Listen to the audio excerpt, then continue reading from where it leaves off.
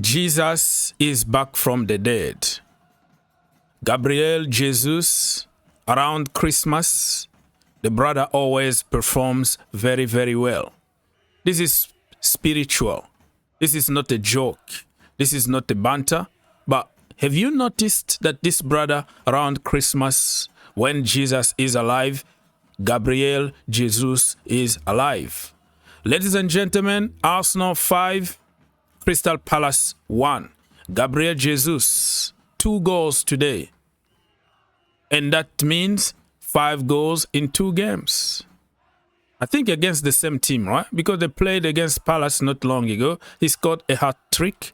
And today, he scored 2 goals. Unfortunately, he couldn't score the 3rd goal. But that is more than enough. 5 goals in 2 games. That is a very good form, my friend. Don't forget to like, subscribe, and share. Take 1 second to bless your brother. This is Christmas time. All you have to do is to smash the like button. 1 second. It doesn't take you any money. This video is about my match review, reaction. And also we're going to talk about some other games that happened on Saturday. Arsenal are flying right now. And congratulations to them.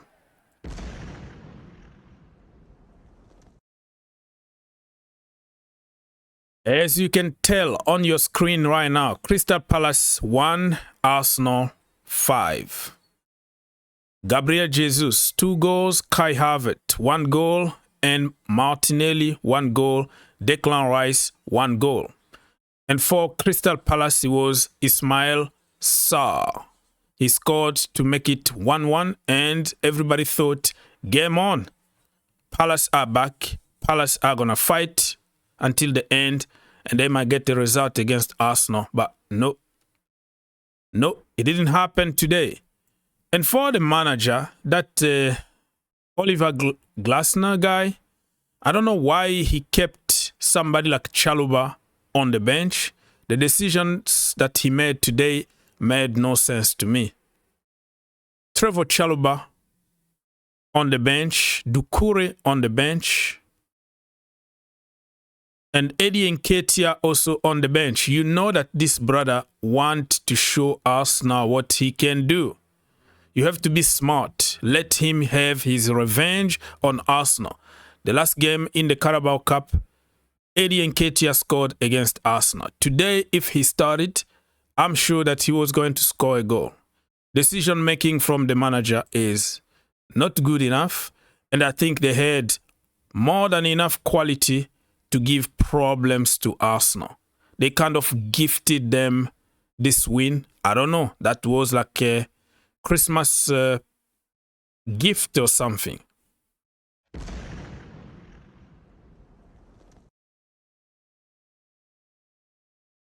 Let's get to some statistics from the game. Arsenal, 58.2% possession. Shot on target, Arsenal had 6.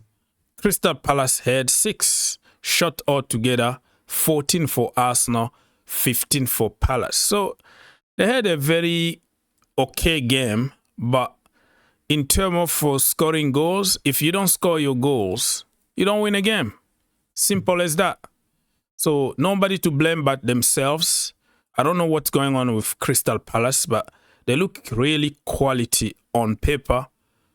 But they've been like losing some stupid games here and there. They only were very strong against Chelsea at Stamford Bridge, getting a result, but now they can't even get the result at their own ground. Well, the last time against City, they did something. Remember that? They won.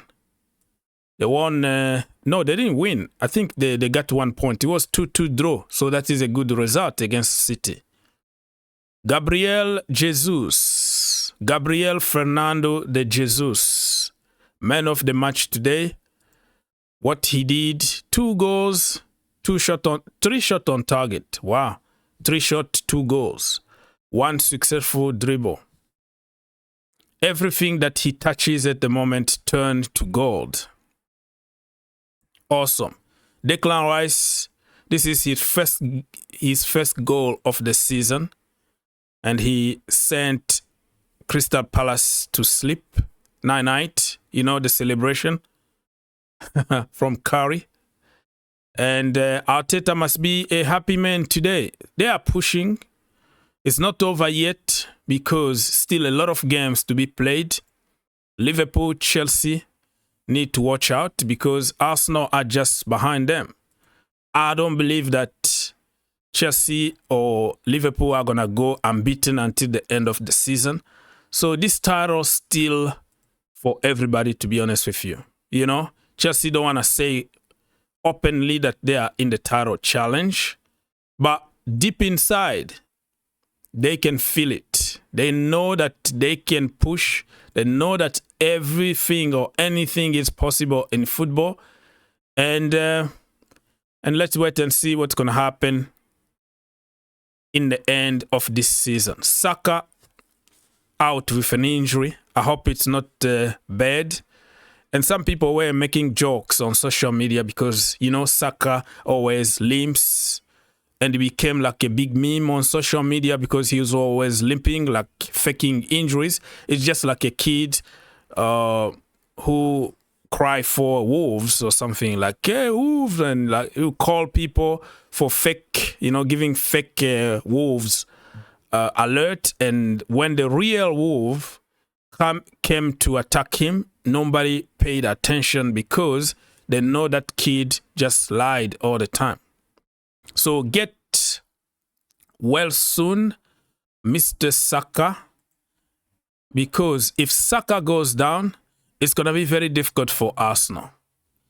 Well, they won today convincingly without Saka for the majority of the game, but you never know, not even the majority of the game. I think Saka played, you know, he's played a little bit quite well.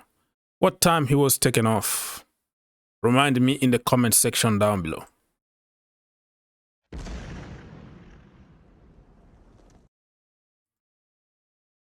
Okay, let me now remind you the result on Saturday.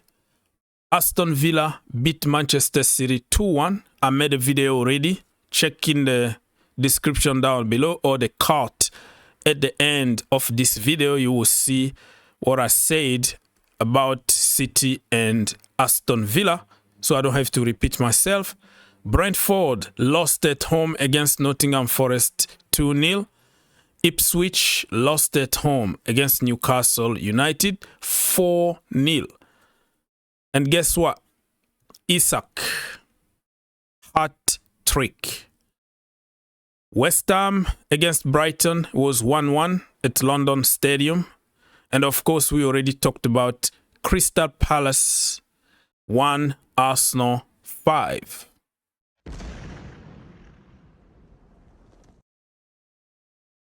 Let's move on and talk about the table. And remember, tomorrow there are how many games? 5 games. Let's see. Sunday, Everton against Chelsea, Fulham against Southampton, Leicester City against Wolves, Manchester United against Bournemouth, and Tottenham Hotspurs against Liverpool. Very, very busy Sunday. Be there because we're going to be there live call-in show. Join us in the channel. Much appreciated. So, you see the table. Temporarily, Liverpool, top of the table, 36 points. But they have 1 game in hand. And they haven't played their match number 17 yet. So, technically, by the time of recording, they have 2 games in hand, right? The one that they will play against Chelsea on Sunday and the one that was postponed against Everton. If that makes sense. So 36 points. So this table here is temporarily, is fake. It could change by tomorrow. Let's say Tottenham Hotspurs beat Liverpool and Chelsea beat Everton. And then Chelsea are going to be top of the league. And Chelsea need to win this game. You don't need any kind of motivation because if you don't win tomorrow, Arsenal are catching up. It's only like 1 point. You know what I mean? Look at that. They are 33 points. If you lose tomorrow, and then it's only 1 point difference between Arsenal and Chelsea. Nottingham Forest, look at them. Number 4, 31 points. Aston Villa are 5th, 28 points. And look at Manchester City, 27 points. They are 6th on the table. Incredible. If you told me this at the end or at the beginning of this season, I was going to call you a big liar.